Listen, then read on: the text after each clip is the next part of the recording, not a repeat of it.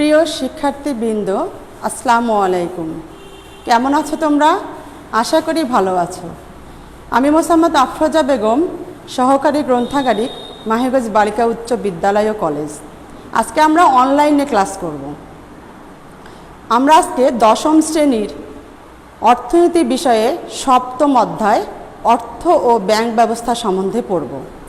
অর্থ ও ব্যাংক ব্যবস্থার প্রথমে কি আছে? অর্থ ও অর্থের প্রকারভেদ। আমরা প্রথমে জানব অর্থ কি, কিভাবে অর্থ মানুষের জীবনে এত প্রয়োজনীয় হয়ে উঠল। অর্থ কি? তোমরা জানো আদিম মানুষ গুহায় বাস করত। ধীরে ধীরে তারা পশুপালন করতে শুরু করলো, চাষাবাদ শুরু করলো, কেউ মাছ ধরতে শুরু করলো, কেউ কাপড় বুনতে শুরু করলো।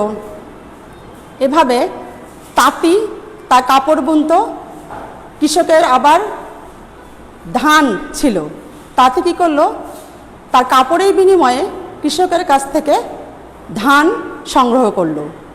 জেলে তার মাছের বিনিময়ে কুমোরের কাছ থেকে হাঁড়ি পাতিল সংগ্রহ করলো।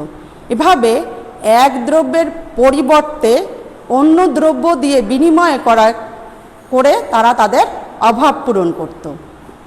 এই অভাব পূরণের প্রথাকেই বিনিময় প্রথা বলে। আমাদের দেশে গ্রাম অঞ্চলে এখনও কোনো কোনো জায়গায় এ প্রথা চালু রয়েছে, কিন্তু এ প্রথায় কিছু অসুবিধার সম্মুখীন হলো তারা। অসুবিধা কি? এক হচ্ছে দ্রব্য বিভাজনে অসুবিধা, দুই পারস্পরিক অভাবের অমিল।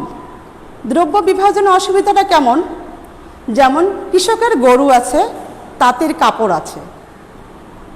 কৃষক তার গরুর বিনিময়ে তাঁতির কাছ থেকে কাপড় নিতে চাইল, কিন্তু একটা গরু অনেক বড়, তার বিনিময়ে তাঁতিকে অনেকগুলো কাপড় দিতে হবে, সেটা তো আর সম্ভব না।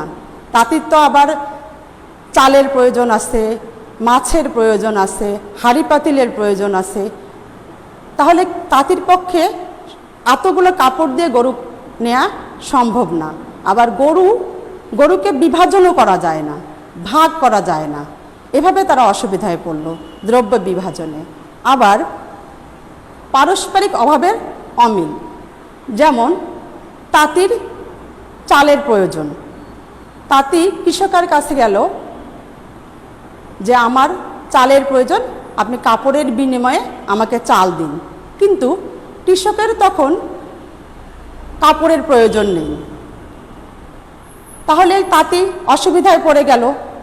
এভাবে পারস্পরিক অভাবের অমিল তাদের সমস্যায় ফেলে দিল। আর এই অভাব দূর করতেই অর্থের আবির্ভাব ঘটল। এখন আমরা আসি অর্থের সংজ্ঞা। অর্থের সংজ্ঞা কি?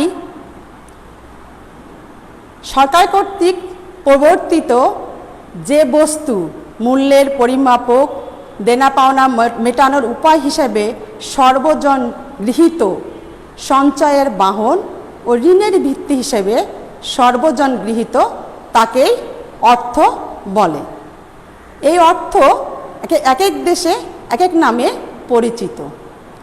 যেমন বাংলাদেশে টাকা, ভারতে রুপি, আমেরিকায় ডলার। তোমরা এখন বুঝতে পেরেছ অর্থ কি, কোথা থেকে অর্থ আসলো। এবার আমরা আসব অর্থের প্রকারভেদ। অর্থ কয় প্রকার? দেখো বোর্ডে দেয়া আছে অর্থের প্রকারভেদ। প্রধানত অর্থ দুই প্রকার। এক হচ্ছে ধাতব মুদ্রা, দুই হচ্ছে কাগজি নোট। প্রথমে আমরা ধাতব মুদ্রা সম্বন্ধে জানব। ধাতব মুদ্রা কি?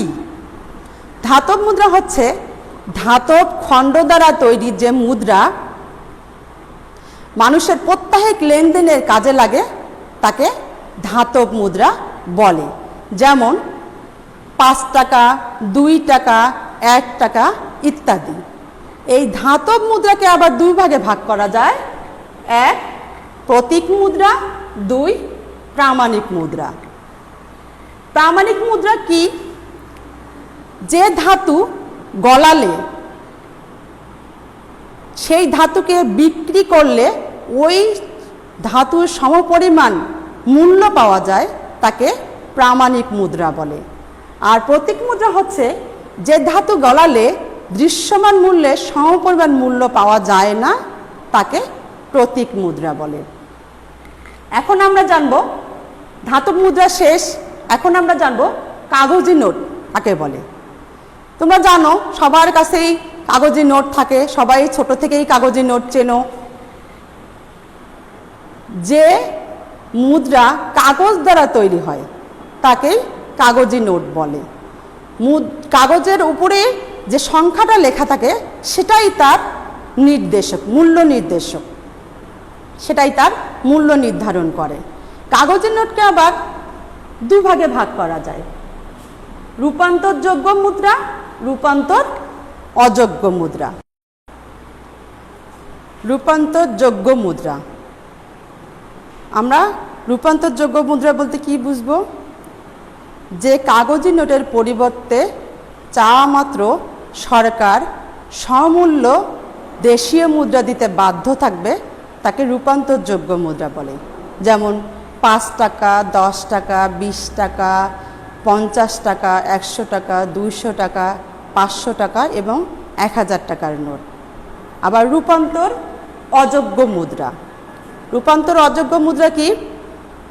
যে মুদ্রা যে কাগজি নোটের পরিবর্তে সরকার সমমূল্যে দেশীয় মূল্য কিংবা বিদেশি মুদ্রা, সোনা, রূপা ইত্যাদি দিতে বাধ্য নয় তাকে রূপান্তর অযোগ্য মুদ্রা বলে।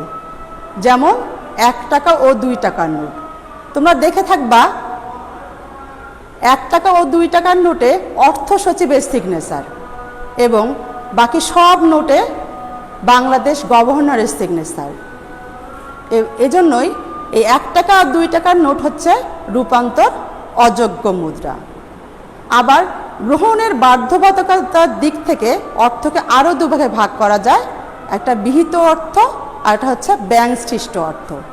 বিহিত অর্থ হচ্ছে যে অর্থ সরকারের আইন দ্বারা পরিচালিত হয় তাকেই আমরা বিহিত অর্থ বলবো। বিহিত অর্থকে আবার দুভাগে ভাগ করা যায়, একটা অসীম বিহিত অর্থ, একটা হচ্ছে সসীম বিহিত অর্থ। অসীম বিহিত অর্থ হচ্ছে যে অর্থ সরকারের আইনগত দিক থেকে পরিচালনা করা হয়, ওই অর্থ দিয়ে লেনদেন করলে গ্রাহক সেই মূল্য নিতে বাধ্য থাকে তাকে অসীম বিহিত অর্থ বলে। যেমন 5 টাকা, 10 টাকা, 20 টাকা, 50 টাকা, 100 টাকা, 200 টাকা, 500 টাকা এবং 1000 টাকার নোট। আর সসীম বিহিত অর্থ হচ্ছে যে অর্থ একটি নির্দিষ্ট সীমা পর্যন্ত লেনদেন করা যায়, জনগণকে এই অর্থ নিতে বাধ্য করা যায় না, তাকে সসীম বিহিত অর্থ বলে। সেটা হচ্ছে 1 টাকা, 2 টাকা। আর ব্যাংক সৃষ্ট অর্থ হচ্ছে যে অর্থ আমরা ব্যবসায়িক লেনদেন বা বড় কোনো কাজে ব্যবহার করি, লেনদেন করি, তাকে ব্যাংক সৃষ্ট অর্থ বলে। যেমন চেক কেটে লেনদেন করা, এই চেক আবার কোনো গ্রাহককে জোর করা যাবে না, বাধ্য করা যাবে না, এটাই হচ্ছে ব্যাংক সৃষ্ট অর্থ। এবার আমরা আসব অর্থের কার্যাবলী। অর্থের কাজ কয়টি? 4টি। অর্থের কাজ দেখো বোর্ডে দেয়া আছে 4টি কাজ। 1 হচ্ছে বিনিময়ের মাধ্যম, 2 হচ্ছে মূল্যের পরিমাপক, 3 হচ্ছে সঞ্চয়ের বাহন, 4 হচ্ছে লেনদেনের বাহন। বিনিময়ের মাধ্যম কি? তোমরা সবাই জানো যে আমরা যা কিছুই করি অর্থের মাধ্যমে লেনদেন করি। অর্থ ছাড়া লেনদেনটা খুবই কঠিন। অর্থ আমাদের লেনদেন ব্যাপারটাকে সহজতর করে দিয়েছে। অর্থের মাধ্যমে কোনো ক্রেতা তার বিক্রেতাকে অর্থ দিয়ে তার দ্রব্যটি কিনে নেয়, আবার বিক্রেতাও দ্রব্য দিয়ে ক্রেতার কাছ থেকে অর্থটি খুব সহজেই নিয়ে নেয়। অর্থ আমাদের লেনদেনকে এভাবে সহজ করে দিয়েছে। এজন্য আমরা বিনিময়ের প্রধান মাধ্যম হিসেবে অর্থকেই বলি। মূল্যের পরিমাপক, মিটার যেমন দৈর্ঘ্যের পরিমাপক, কিলোগ্রাম যেমন ওজনের পরিমাপক, অর্থ তেমনি দ্রব্য এবং সেবার পরিমাপক। আমি যদি একটি বই কিনি বা একটি খাতা কিনি, এই কলমটি কিনেছি আমি, এই কলমটির দাম হচ্ছে 50 টাকা। এই 50 টাকাই হচ্ছে এই কলমের মূল্যের পরিমাপক। বুঝতে পেরেছো তোমরা? এরপর হচ্ছে সঞ্চয়ের বাহন। আমরা যদি 50 মণ ধানকে 4 বছর ধরে রেখে দিতে চাই, তাহলে কি রাখতে পারবো? পারবো না। কিন্তু 50,000 টাকাকে অনায়াসেই আমরা 4 বছর ঘরে রেখে দিতে পারবো। মূলত সঞ্চয়ের প্রধান বাহনই হচ্ছে অর্থ। সব দ্রব্যই মোটামুটি পচনশীল। এই পচনশীল দ্রব্যগুলোকে সঞ্চয় করে রাখা যায় না, কিন্তু টাকাকে খুব সহজেই সঞ্চয় করে রাখা যায়। আবার এক ব্যক্তি তার আয়ের সমস্ত কিছুই ব্যয় করে না, কিছু তারা উদ্বৃত্ত থাকে তাদের, সেই উদ্বৃত্ত থেকে কিছু সঞ্চয় করে। তাই সেই সঞ্চয়টা আমরা এই অর্থের মাধ্যমে করতে পারি। আর লেনদেনের বাহন,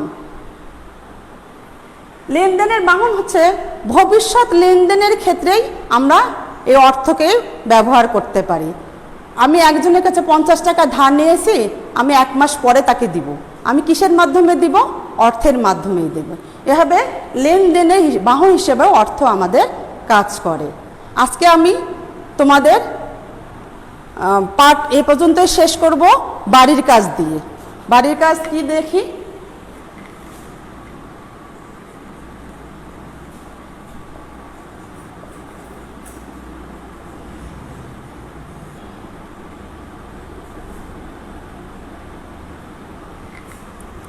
এই দুটো বাড়ির কাজ দিলাম, তোমরা বাসায় পড়ে খাতায় লিখে রাখবে।